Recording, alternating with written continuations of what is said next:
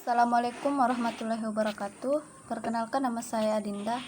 Di sini saya akan memaparkan materi tentang Microsoft PowerPoint bersama dengan teman kelompok saya, yakni Justin dan Sulastri.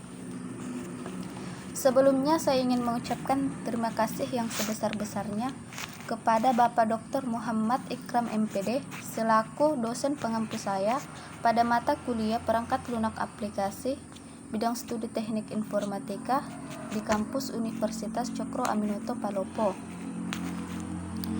Tak lupa pula saya ucapkan terima kasih kepada teman kelompok saya karena telah membantu menyelesaikan tugas ini sehingga tugas panel ini dapat selesai dengan tepat waktu. Baiklah, untuk mengefisienkan waktu, langsung saja kami akan memaparkan materi tentang pengertian Microsoft PowerPoint, sejarah Microsoft PowerPoint, jenis serta kekurangan dan kelebihan dari Microsoft PowerPoint.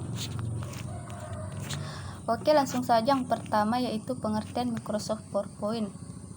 Microsoft PowerPoint atau Microsoft Office PowerPoint atau PowerPoint adalah sebuah program komputer untuk presentasi yang dikembangkan oleh Microsoft di dalam paket aplikasi kantoran Microsoft Office selain Microsoft Word, Excel, Access, dan beberapa program lainnya. PowerPoint berjalan di atas komputer PC berbasis sistem operasi Microsoft Windows dan juga Apple Macintosh yang menggunakan sistem operasi Apple Mac OS.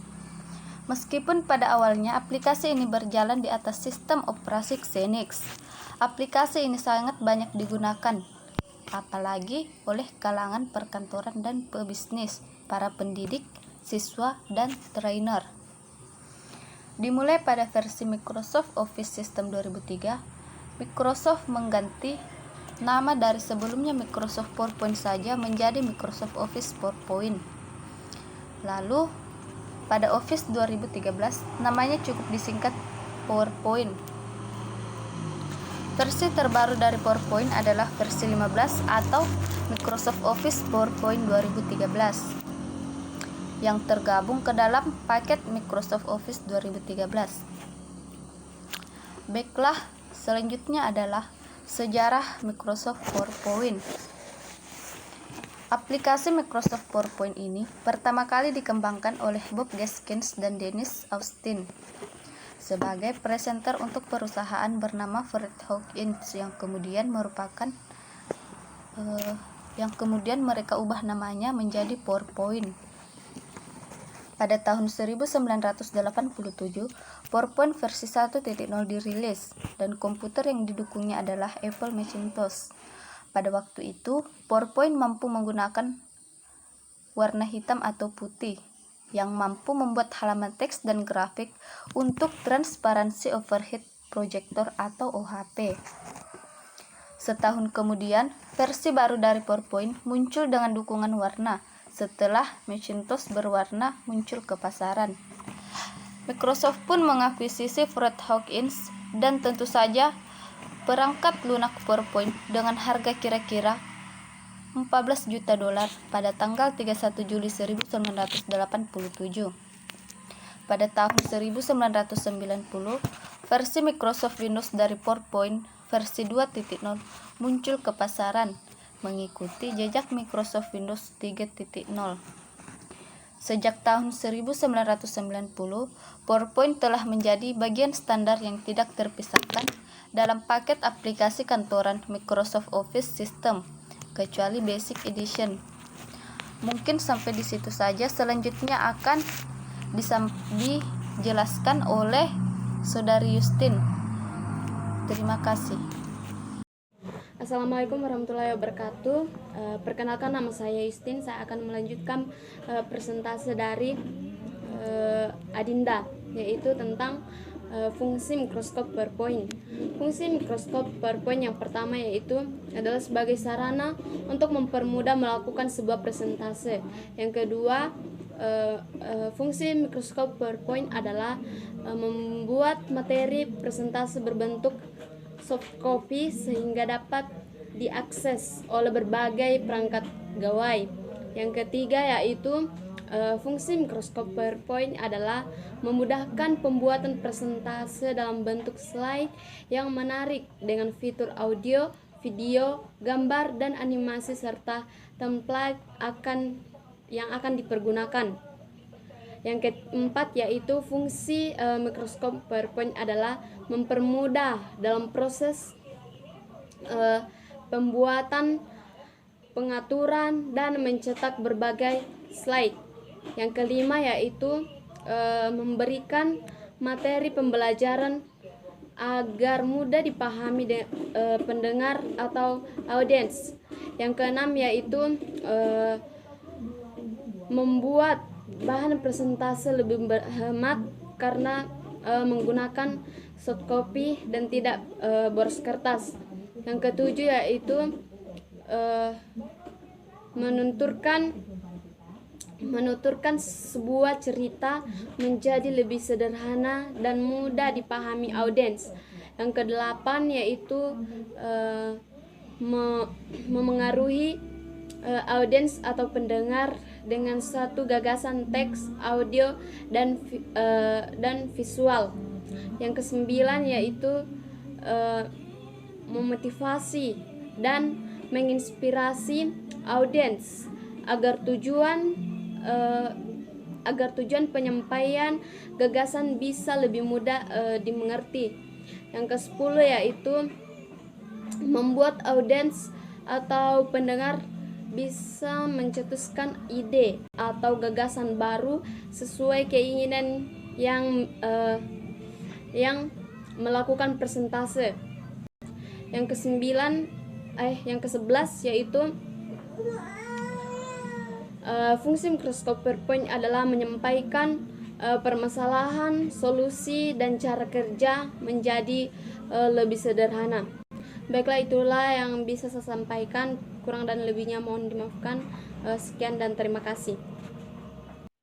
Assalamualaikum warahmatullahi wabarakatuh. Perkenalkan, nama saya Sulasri dengan NIM 244111749. Pada kesempatan kali ini saya akan membahas tentang kelebihan Microsoft PowerPoint dan kekurangan Microsoft PowerPoint. Kelebihan Microsoft PowerPoint yang pertama, pengoperasiannya mudah, memudahkan untuk pembuatan slide, dilengkapi banyak tools. Yang keempat, dapat diekspor ke PDF. Yang kelima, memiliki fitur kolaborasi. Yang keenam, dilengkapi fitur cloud service. Yang ketujuh, memiliki fitur authoring yang sangat advanced. Yang kedelapan, mudah untuk dioperasikan karena pada jendela Microsoft PowerPoint dilengkapi dengan menu-menu dan tombol-tombol toolbar yang mempermudah para pengguna dalam mengoperasikannya. Yang ke-9, tersedia berbagai macam desain dan animasi. Yang ke-10, tersedia berbagai macam template bervariasi. Yang ke-11, dapat dibuat dengan berbagai format. Yang ke-12, dapat mengedit foto secara langsung. Yang ke-13, sebagai wadah bagi pendidik dalam proses pemberian pembelajaran. Yang ke-14, dengan adanya PowerPoint, pesan informasi visual mudah dipahami. Yang ke-15, dapat diperbanyak sesuai dengan kebutuhan kita, serta dapat digunakan secara berulang-ulang. Yang ke-16, presentasi yang dilakukan menggunakan PowerPoint lebih atraktif. Oke, kita masuk pada kekurangan Microsoft PowerPoint. Yang pertama, hanya bisa digunakan pada sistem operasi Windows saja. Yang kedua, ketidakstabilan dokumen pada tiap versi. Yang ketiga, harga terlalu mahal. Yang keempat, tergolong program yang berat. Yang ke-15, animasi kurang meriah dan menarik. Yang keenam, kreasi terbatas jika hanya mengandalkan fitur standar saja. Yang ketujuh, jika yang digunakan untuk presentasi di kelas adalah PC, maka yang presentasi harus direpotkan oleh pengangkutan dan penyimpanan PC tersebut. Yang ke-8, menyita waktu yang cukup lama karena harus proses desain lama. Yang ke-9, perubahan desain yang sangat drastis sehingga mengharuskan pengguna untuk mempelajarinya lagi hingga menjadi terbiasa. Yang ke-10, antarmuka yang baru dihadirkan tidak selalu intuitif. Yang ke-11, tab kontekstual dan style galeri agak mengganggu. Yang ke-12, para pendidik harus memiliki cukup kemampuan untuk mengoperasikannya agar jalannya presentasi tidak banyak hambatan. Demikianlah yang dapat saya jelaskan tentang kelebihan dan kekurangan dari Microsoft PowerPoint. Lebih dan kurangnya mohon dimaafkan.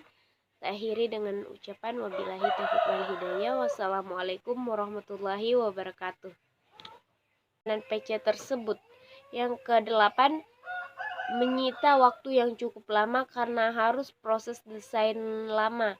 Yang ke-9, perubahan desain yang sangat drastis sehingga mengharuskan pengguna untuk mempelajarinya lagi hingga menjadi terbiasa. Yang ke-10, antarmuka yang baru dihadirkan tidak selalu intuitif.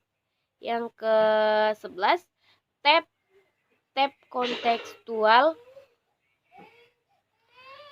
kontekstual dan style galeri agak mengganggu. Yang ke-12, para pendidik harus memiliki cukup kemampuan untuk mengoperasikannya agar jalannya presentasi tidak banyak hambatan. Demikianlah yang dapat saya jelaskan tentang kelebihan dan kekurangan dari Microsoft PowerPoint. Lebih dan kurangnya mohon dimaafkan. Saya akhiri dengan ucapan wabillahi taufiq wal hidayah. Wassalamualaikum warahmatullahi wabarakatuh.